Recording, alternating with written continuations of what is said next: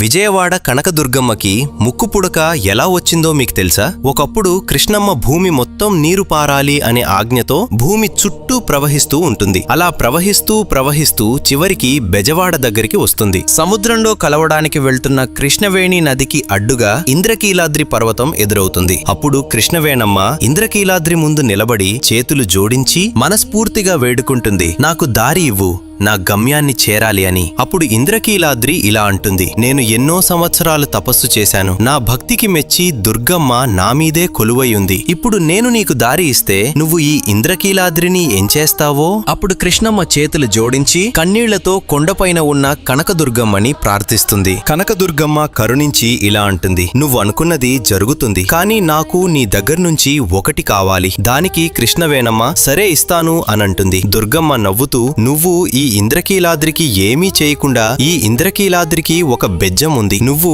ఆ బెజ్జం నుండి ప్రవహించు అని చెబుతుంది. దానికి కృష్ణవేణమ్మ అంగీకరించి నీకు నా దగ్గర నుండి ఏం కావాలి అని అడగగా దుర్గమ్మ నవ్వుతూ, నాకు నీ ముక్కు పుడక చాలా నచ్చింది, దాన్ని నాకు అరువుగా ఇస్తావా అని అడుగుతుంది. దానికి కృష్ణవేణమ్మ సరే అని ఆమె ముక్కు పుడకని తీసి దుర్గమ్మకి అరువుగా ఇస్తుంది. అలా ఇస్తూ ఇలా అంటుంది, ఈ కలియుగం అంతం అయ్యే సమయంలో నేనే కొండ మీదకి ఎగసి నా ముక్కు పుడకను తిరిగి తీసుకుంటాను అని చెప్పి ఇంద్రకీలాద్రికి ఉన్న బెజ్జం ద్వారా కృష్ణవేణమ్మ ప్రవహించి సముద్రంలో కలిసిపోతుంది. అప్పట్నుంచి ఆ బెజ్జం వాడగా పిలువబడిన ప్రదేశం ఇప్పటి బెజవాడ, విజయవాడగా మారింది. ఎప్పుడైతే కృష్ణానది నీళ్లు నిజంగా అమ్మవారి ముక్కు పుడకను తాకుతాయో అప్పుడు ఈ ప్రపంచానికి ప్రళయం వస్తుంది. అప్పుడు కలియుగం అంతమవుతుంది అని పెద్దలు నమ్ముతారు. దుర్గమ్మ అంటే మీకిష్టమా? జై దుర్గాదేవి అని కామెంట్ చేసి సబ్స్క్రైబ్ చేసుకోండి.